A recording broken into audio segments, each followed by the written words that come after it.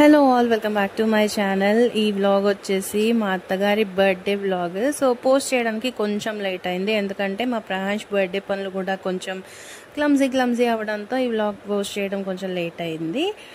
అయితే ఈ స్పెషల్ వ్లాగ్లో నేను మా అత్తగారి గురించి చెప్పాలి అనుకుంటున్నాను. ఎందుకు అంటే మా ఇద్దరిది ఒక స్పెషల్ రిలేషన్షిప్ అనమాట. సో ఇంతకుముందు వ్లాగ్లో కూడా నేను చెప్పాను, మా అత్తగారు ఒక పిల్లల కోడి అనేసి. యాక్చువల్గా అందరి మీద విపరీతమైన ప్రేమ చూపించడంలో ఆవిడ నెంబర్ 1. సో ఆ విధంగానే నా మీద కూడా చాలా ప్రేమ చూపించేశారు. ఎలా అంటే నేను ఆవిడ ప్రేమకి అడిక్ట్ అయిపోయేలాగా అనమాట. నార్మల్గా పెళ్ళైన తర్వాత అమ్మ నీడ్ ఎక్కువ ఉంటుంది ఆడపిల్లలకి, పెళ్ళికి ముందు కంటే కూడా. నాకు పెళ్ళైన తర్వాత మెయిన్గా మా నాని ప్రెగ్నెంట్గా ఉన్నప్పుడు, అంటే నా ఫస్ట్ ప్రెగ్నెన్సీలో, డెలివరీ అయిన టైంలో నాకు తల్లి అవసరమైన ప్రతి మినిట్లోనూ ఆవిడే నా పక్కన ఉన్నారు. సో ఆ విధంగా నేను చాలా అడిక్ట్ అయిపోయాను అనమాట. అలా అని మా అత్తగారు ఏమి శాంతమూర్తి కాదు. ఆవిడకి కానీ కోపం వచ్చిందంటే ఇంకా శివతాండవం అనే చెప్పాలి.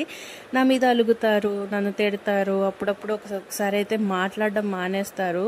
నాతో మా అత్తగారు మాట్లాడడం మానేసిన హయ్యెస్ట్ టైం స్పాన్ వచ్చేసి 3 months అనమాట.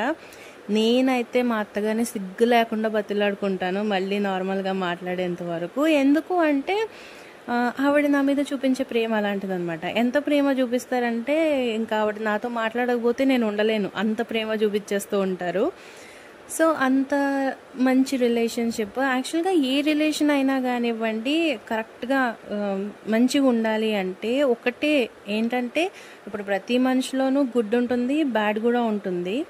కానీ మన మనుషుల్లో ఉండే ఒక క్వాలిటీ ఏంటంటే, ఎదుటి వాళ్ళలో ఓన్లీ బ్యాడే చూస్తాము, బ్యాడే గుర్తుపెట్టుకుంటాం, కానీ వాళ్ళు మనకి ఎంత మంచి చేసినా అదైతే మర్చిపోతూ ఉంటాము.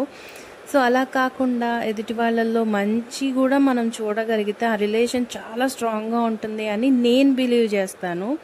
సో అలా మా అత్తగారు చూపించిన ప్రేమకి నేను అడిక్ట్ అయిపోయాను. అండ్ ఆవిడ ఎప్పుడు నాతో మాట్లాడకపోయినా, ఎప్పుడు నా మీద కోపగించినా, ఏదో గర్ల్ ఫ్రెండ్ని బతిలాడుకుంటాం చూడండి, అట్లా బతిలాడుకుంటాను అనమాట.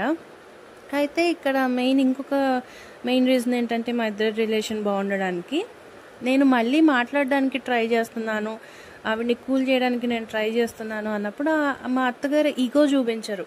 ఏంటి నువ్వు మాట్లాడేది ఏంటి, నువ్వు మాట్లాడితే నేను మాట్లాడాలా, ఇలాంటి ఈగో చూపించరు. వెంటనే చెప్పమ్మా హరి ఏంటి, ఇలా మాట్లాడేస్తారు. That is what the secret అనమాట మా ఇద్దరు రిలేషన్ సూపర్గా ఉండడానికి. తర్వాత నెక్స్ట్ డే మేము మళ్ళీ హైదరాబాద్కి బయలుదేరేసాము. ఆఫ్టర్ లంచ్, అంటే ఆల్మోస్ట్ ఒక 2 o'clock అట్లా మేము ఇంట్లోంచి బయలుదేరాము. అండ్ విజయవాడ వచ్చినప్పటికీ ఫుల్ వర్షము, దానికి తోడు ఫుల్ ట్రాఫిక్ జామ్ అనమాట. యాక్చువల్గా మేము ఎప్పుడు హైదరాబాద్కి ఎంత లేట్గా బయలుదేరినా మ్యాక్సిమం 10:30, 11 కల్లా ఇంట్లో ఉండిపోతాము. కానీ ఈసారి మాత్రం చాలా లేట్ అయిపోయింది ఈ వర్షం వల్ల, at the same time traffic jam వల్ల. సో విజయవాడ కొంచెం క్రాస్ అయిన తర్వాత మురుగన్ దాస్ ధాబా అని చెప్పేసి ఇక్కడ ఒకటి ఉంటుంది. ఇక్కడే ఫిల్టర్ కాఫీ కూడా తాగుతాం మేము. ఇక్కడ మా నాన్నగారికి ఇడ్లీ పెడదామని అనుకున్నాము, కానీ అక్కడ మాకు ఇడ్లీ దొరకలేదు. సో వాడికి కొంచెం ఒక 2 పుల్కాస్ షుగర్, నెయ్యి వేసి వాడికి తినిపించేసాము. మా సన్నీకి అయితే నేను ఉగ్గు ఇంట్లోనే ప్రిపేర్ చేసి డబ్బాలో పెట్టుకొచ్చుకున్నాను. వాడికి అది తినిపించేసి చక్కగా టీ తాగేసి మళ్ళీ బయలుదేరాము. ఇక్కడ ఈవినింగ్ టైంలో బజ్జీలు, పునుగులు ఇలాంటివి వేస్తూ ఉంటారండి, చాలా బాగుంటాయి. అట్ ద సేమ్ టైం ఇక్కడ మీల్స్ కూడా చాలా బాగుంటుంది. ఇంతకు ముందు కూడా మేము ఇక్కడ మీల్స్ చాలాసార్లు తీసుకున్నాము. నాన్ వెజ్ ఐటమ్స్ కూడా దొరుకుతాయి, బిర్యానీ ఇట్లాంటివి కూడా.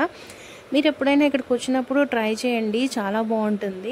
యాక్చువల్గా మేము కూడా తినేసే వాళ్ళము, కాకపోతే అప్పటికి మేము టీ తీసుకున్నాము, అందుకని అక్కడ మేము ఫుడ్ తీసుకోలేదు. తర్వాత ఇప్పుడు ఇంకా 7 కదా, తర్వాత తీసుకుందాంలే ఫుడ్ అని చెప్పేసి అక్కడ ఓన్లీ నానికి సన్నీకి తినిపించేసి మళ్ళీ మేము బయలుదేరామన్నమాట.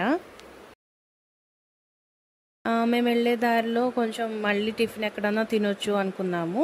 అండ్ ఆ టైంలోనే మా నాని, వేణు, ప్రహాష్ ముగ్గురు ఫుల్ డీప్ స్లీప్లోకి వెళ్ళిపోయారనమాట. అలా కొంచెం సేపటికి ఆల్మోస్ట్ ఒక 10:30, 11 ఆ టైంకి ఒక టిఫిన్ సెంటర్ దగ్గర ఆగితే కరెక్ట్గా దోశ పిండి మాత్రమే ఉంది అక్కడ. సో మా అదృష్టం ఏంటంటే అక్కడ దోశలు చాలా బాగున్నాయి, క్రిస్పీగా. చట్నీ కూడా పాపం అప్పటికప్పుడు చేసి పెట్టింది ఆవిడ. సో అలా మంచిగా దోశలు తినేసి ఆల్మోస్ట్ 1:30 అయిపోయింది మేము ఇంటికి వెళ్ళేప్పటికి. అప్పటి వరకు ప్రహాన్స్ పడుకొని ఉన్నాడు. ఇంటికి వెళ్ళిన తర్వాత వాడి ఎక్స్ప్రెషన్స్ చూడాలండి, ఎంత ఫన్నీగా అనిపించిందంటే అసలు నేను ఎక్కడికి వచ్చాను అని అనుకున్నాడు.